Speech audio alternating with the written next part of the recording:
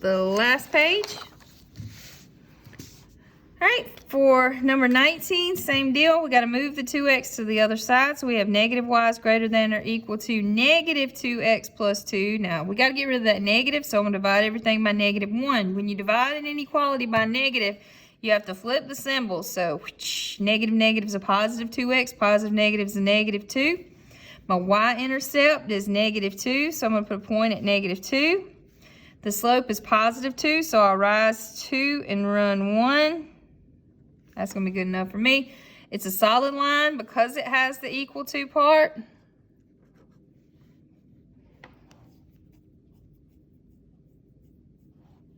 So let me draw that line. Then we got a shade above or below. If you test the point 0, 0, you get 0 is greater than 2, which is not true. It's less than. Once we transformed it, it's less than, so we're going to color below.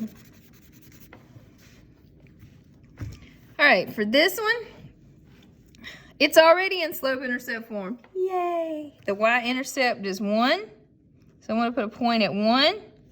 The slope is 5/3, so I'm going to rise 5 and run 3. 1, 2, 3, 4, 5. 1, 2, 3. It is a solid line. Then we're going to figure out, do we shade above or below? It's greater, so we'll be shading above. And if you plugged in 0, 0, you would have 0 is greater than 1, which is not true. So you would want to shade the side that does not contain the point 0, 0. All right, for number 21, again, already in slope-intercept form, the y-intercept is 5. So I'm going to put a point on 1, 2, 3, 4, 5. The slope is negative 5. So I'm going to go down 5 and 1 to the right. So down 5, 1 to the right. That is a dash line because it does not have the equal to part. So dashity dash dash. Again, I'm sketching. It's greater, so we would be coloring above. Again, if you tested the point 0, 0, you would have 0 is greater than 5, which is not true. So I'm going to shade above. For number 22, it says a cargo boat can transport as many as 20 containers. So as many, so 20. It's got to be less than or equal to 20. And that's for regular size, so we'll let X be regular size, but an extra large container is the same as 4 regular size, so 4 for those. And that's got to be less than or equal to 20. So here's my inequality to represent the situation. All right, so I'm going to use my x-intercept, my y-intercept to graph this. So if I plugged in a 0 for y, we'd have x is 20, so my x-intercept is 20. And then if we plugged in a 0 for x, we get 4y is 20 divided by 4. My y-intercept would be 5. 1, 2, 3, 4, 5. And then this is a solid line. That's pretty good. And it's less than, so we would shade below. That is definitely a rough sketch. So the x-axis is regular size crates, containers rather, and then the y-axis would be extra large containers, so XL containers. Okay.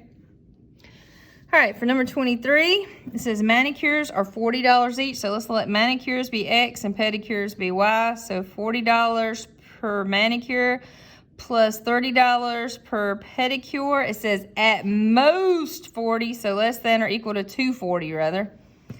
All right, and again, I think I would use intercepts to graph this. So manicures on the x-axis, and then pedicures on the y-axis.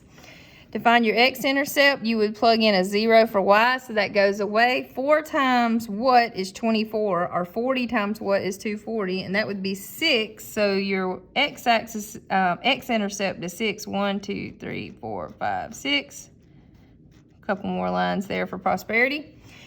And to find your y-intercept, we would plug in a 0 for x, so that's going to go away. 3 times what is 24, or 30 times what is 240, and that would be 8. So 1, 2, 3, 4, 5, 6, 7, 8. And again, a couple more lines for fun. Got the equal to part, so this would be a solid line. and then it's less than, so we would shade below. So any point in here is a potential answer. You know, they could have gotten 4 manicures and 2 pedicures. Anything in the shaded region is a solution. All right, for number 24, it's an absolute value inequality. It's grade TOR, so it's OR. So the first time, we write it the way it is. The second time, you flip it and negate it. To get rid of a plus 5, you would subtract 5. Sorry about that. And we get 2x is greater than 3 minus 5 is negative 2. Divide by 2. And we get x is greater than negative 1. Or, same thing over here, minus 5. We get 2x is less than negative 8. Divide by 2. And we get x is less than negative 4. So x is greater than negative 1 or x is less than negative 4 is your solution. For the last one, first we got to subtract 5 to isolate the absolute value. Can't have anything hanging out outside the bar. 11 minus 5 is 6. This is less than, so it's an and. So drop the junk in the trunk, less than on both sides, 6, and your least is negative 6. So somewhere within 6 away from the origin, add 7 to the middle to isolate x. If you do it to the middle expression, you got to do it to the ends. Negative 6 and 7 is 1, and 6 and 7 is 13. All right, you guys, study hard.